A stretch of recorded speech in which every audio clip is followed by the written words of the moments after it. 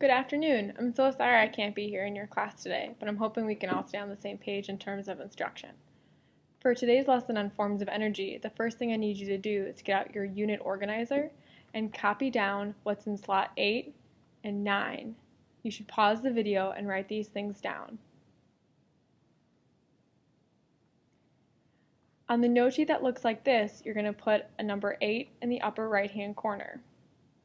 Now, today we're learning about forms of energy, and according to the law of conservation of energy, energy cannot be created or destroyed. Instead, energy changes from one form to another. In fact, energy transformations happen all the time. Now, because there are so many types of energy, we need to learn the 9 main types of energy to consider as we identify common energy transformations. The first energy transformation we're going to talk about is mechanical energy. And mechanical energy is the energy associated with motion. So anything that's moving not only has kinetic energy, because that's energy of an object in motion, but it also has mechanical energy. The next type of energy we're going to talk about is sound. Did you know sound is a type of energy? Well, it's an energy because the vibrations of air molecules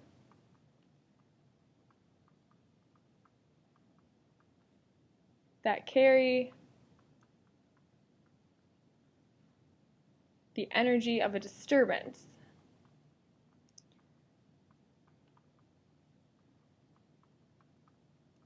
to your ears. So basically, I never want to hear you guys say, "No, Mrs. McFadden, can you please stop talking? Your voice is a disturbance to my ears." I think that'd be taking our study of energy a little too far. The next form of energy we're going to talk about is thermal energy, or most commonly known as heat. And that's the energy associated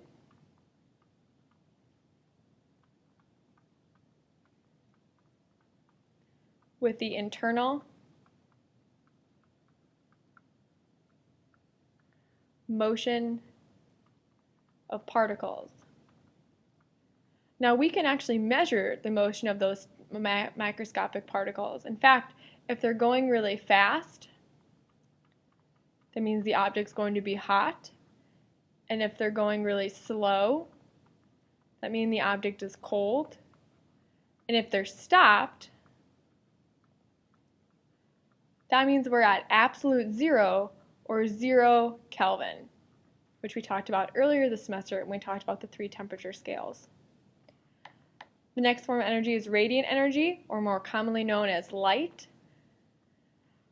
And that's the energy associated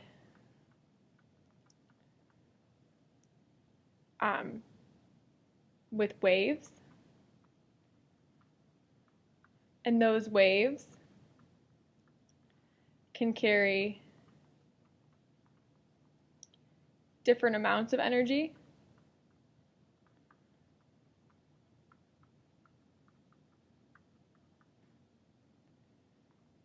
So we have the electromagnetic spectrum. So we have different wavelengths, so different actual literal lengths of those waves. We can have visible light,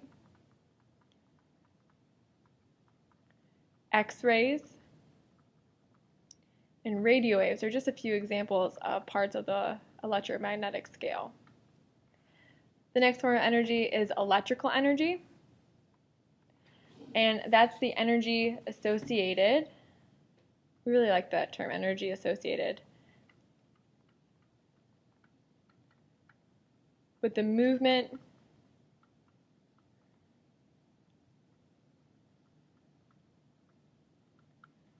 of electrons. So whenever you think about electricity, that's actually the electrons moving through the wires. The last half. Next thing of energy we're going to focus on is chemical. And chemical energy is the energy stored in the bonds that hold atoms together.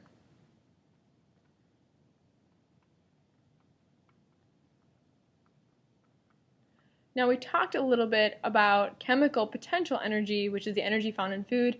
These are really similar. You can almost use them interchangeably. And the last form of energy we're going to talk about is nuclear, and we can divide that into two subsets. So to start, nuclear energy is the energy stored in the nucleus of an atom. Now, nuclear fusion is when the nuclei, which is plural for nucleus, of atoms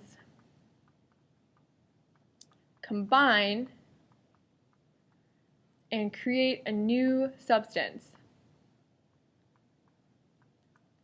In order to do this, you have to have a lot of heat, and it costs a lot of money. So what people are trying to find are things for cold fusion, which you can use fusion at the nuclear level at lower temperatures, which would be less expensive. So whenever someone says, I'm on the hunt for cold fusion, and they do it, you'd make a lot of money. So you should all become scientists and study how to make cold fusion, and then you should credit it back to me, of course. The other type of nuclear energy we're going to talk about later is fission. So that's when the nucleus, just one nucleus, of an atom falls apart and releases stored energy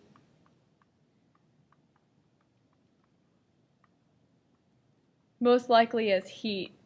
So it takes a lot of energy to put things together.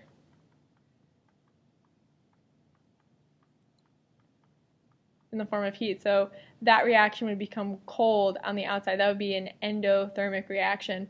While nuclear fission would be an exothermic reaction. We're going to talk a lot more about endo and exo reactions when we study chemical reactions in April or May. Now that you're done with this side of the note sheet, go get it stamped by the sub.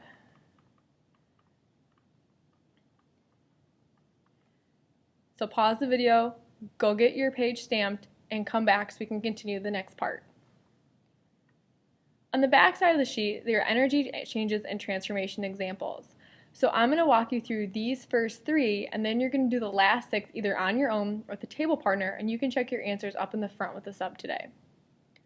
So each picture below represents an energy change. Fill in the next possible step in the transformation of energy changing from one form to another. So what I'm going to do is I'm going to flip back and forth between my slides, but you should use the front side of your page that you just got stamped.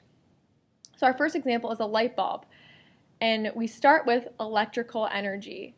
Now that electrical energy, if I think about it, I know a light bulb has light. That's why we use them. So that electrical energy can turn into light energy, but it can also turn into heat. I would not want to touch a light bulb once it's been on for a long time because it's really hot. And then that electrical energy also turns into sound. Maybe we can't hear it in the lights here in our classroom, but I know in my own home, my fluorescent light bulbs in my kitchen make a lot of noise, which is kind of annoying. The next example is a whistle. So in order to make a whistle, so the point of a whistle is to make a sound. And in order to do that, you have to apply mechanical energy first by actually blowing into it, making parts move. So that mechanical energy is the energy associated with motion. So we're making a part move in order to get sound. The solar calculator, so light goes in it, that's why we have light energy here. And when we think about it, if we think about those kind of cheap blue and white calculators that we have in our own classroom, we need light in order to turn it on, so that light energy turns into electrical energy. For this example right here, you're going to have multi-steps. So you're going to think of something going from chemical to something, and then there are three possibilities it can turn into from there. I want you to do these 6 examples on your own or with your table partner, and then you can check your answers in the front of the room. Once you're done with these examples, you've checked your answers and corrected your paper, you're going to get the independent practice sheet for this evening that's going to be stamped on block day. Good luck. If you have any questions, please feel free to email me. I'll check my email while I'm gone.